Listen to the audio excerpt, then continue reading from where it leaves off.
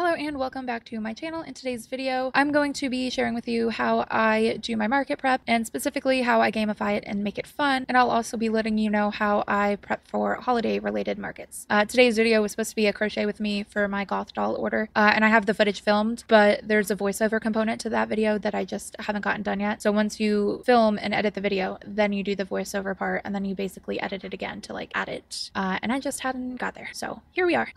But as for this video, to do my market prep, I don't bring specific things to specific markets. I do have certain core products that I bring each time. Those are like my octos, my bees, dinosaurs. Is that it? No, fruit. Fruit's a good one.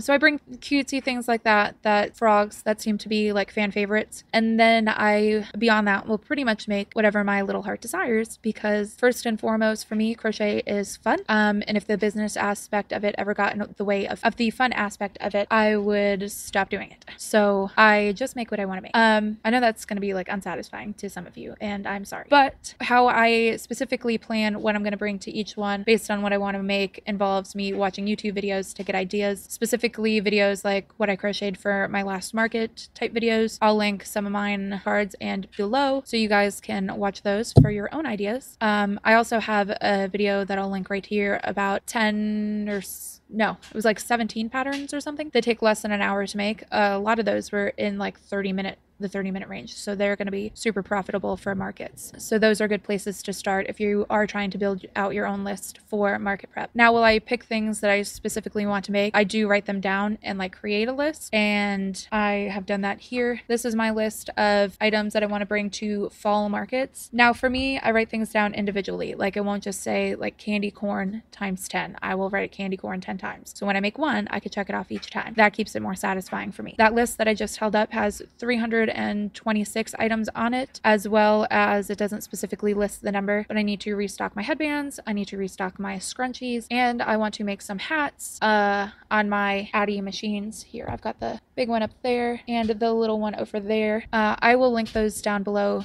for you guys as well, because I do have a headband tutorial coming out at some point that I make on the little one, so you guys can buy your own machine and then follow along to make the cute little twist headbands that I make. So yeah, I will make my list. My list isn't numbered, but I have counted so I know how many are on each page. And then where it gets fun, after the research aspect, which I also find fun anyway, because it's watching crochet YouTube and looking at crochet patterns, and I personally enjoy that part. I've bought bunches of patterns. Some of them I've never even made, nor do I plan to make. I just kind of like the pattern and wanted to have it. I might make it at someday, but like I shopped for the person that I wanted to be and not the person that I am in those moments. But yes, how I make it fun specifically is I will use something like ChatGPT or like any other AI will work to pick a number between 1 and, in my case, 326, and whatever number it gives me, I will make that thing. And then after I'm done making that thing, I will put that thing in a box and play again. And that's what keeps it from being super repetitive, because if you tried to go in order and you made candy corn, candy corn, candy corn, candy corn, it would probably get a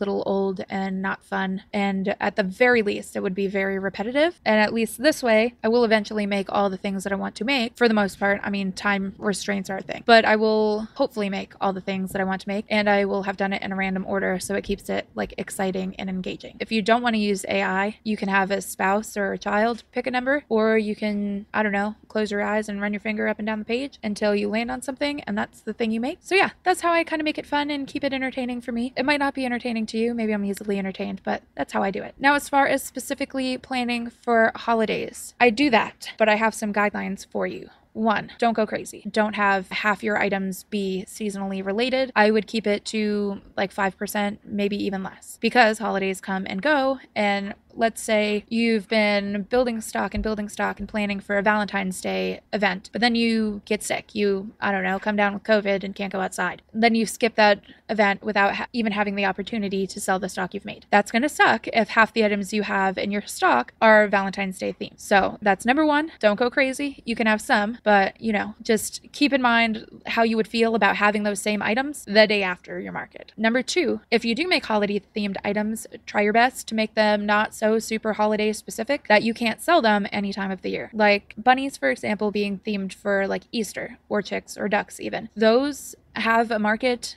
like all year long. There are little kids and like adults even that think bunnies and chicks and ducks are cute, so they can buy them all year long. It's not something so specific like trying to sell a menorah, let's say, in, I don't know, February. The person might be Jewish, but I don't think they're going to be shopping for menorahs in February. They might buy it because I don't see a lot of crochet menorahs, you know, and you might have been like fulfilling a need for that person. But just keep in mind that if you go too specific, you might be limited to either having to discount that heavily after to try to get the sale, or holding it to the next year that time again. You know what I'm saying? So if you can, don't go crazy specific with it. Like, I think it's fine to make candy corn for Halloween. I think it's fine to make some bats for Halloween, but you know, just keep in mind the number you make, because it's going to be harder to move after. And now that's not to say it won't move. I sold a bunny and a peep. Oh, my heart rattle. All of those were specifically themed with the holiday in mind, Valentine's Day and Easter, but I sold them after the fact. It does still happen, but don't count on it and think it will, and make all your prep holiday related.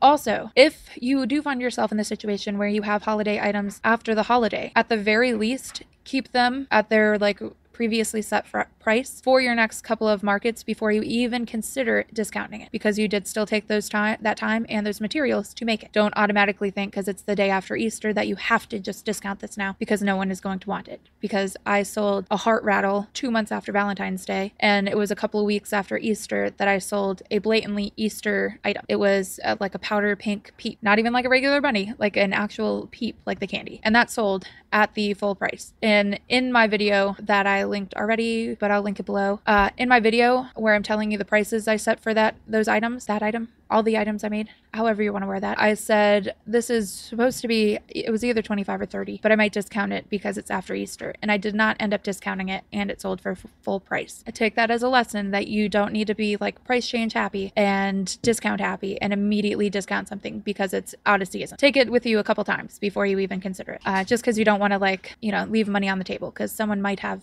bought it for full price. Now, if it's been several months, like 3, 4, 5, even 6 months, then I could see knocking the price down a little bit, but do it to where it's still fair to you. At least make sure you're getting materials and a couple of dollars an hour out of it, so it's not like just a total waste of time. So I do prep for holidays. I don't go crazy. And as far as prepping for individual markets, it does not change. My core items typically do not change, but my bigger items tend to be more what I want to make in that moment. Like, I liked my possum, but I didn't end up having time to remake him for my like last market or 2 markets, whatever. You know, I like him, but he is not a part of my like everyday have all the time stock. You know what I'm saying? And typically my items don't change based on the location I'm going either. Now, there's a caveat to this as well. I have potentially a rodeo themed market. Like, it's not rodeo themed, it's at a rodeo in, I think it was October. I'm gonna make cows for that because that seems very on brand, but unless it's something like that that's so specific, I don't tend to make certain things for certain shows. I did make a couple of blueberries for an event that I did on a blueberry farm, and I didn't sell a single one of them. A kid bought a strawberry though at the blueberry farm. So that's kind of when I learned that I shouldn't go crazy, specifically market prepping items based on like the location, but I will a little bit because, like I said, I think I'm gonna make cows for that event. I also have a cow pattern that I'm currently working on writing as well, so that'll be coming at some point closer to Halloween time. I know I've mentioned Halloween a few times. I have Halloween patterns kind of in the works as well. Those are probably going to be paid patterns, but I'll do a tutorial of at least one of them for free on my channel so you guys can see what is up. And then to show an example from how my like chat GPT game works, this was my list. Let me go to one that he told me. This is like all for fall markets. I think I said that, but in case I didn't. So right here, it had given me number 57. It happened to be a bat. I then crocheted me, based on that pattern, a bat. Oh, it's upside down. So here's my little bat. I messed up on him a little bit, but I'm going to sell him anyway because I made him. And look at his little glitter eyes. I'll link these eyes down below also. That's pretty much it for this video. And if you guys are looking for more crochet content and you're not satisfied with the videos I've already linked in the cards and in the description, you could check out this video right here. I will see you guys in the next one. Bye!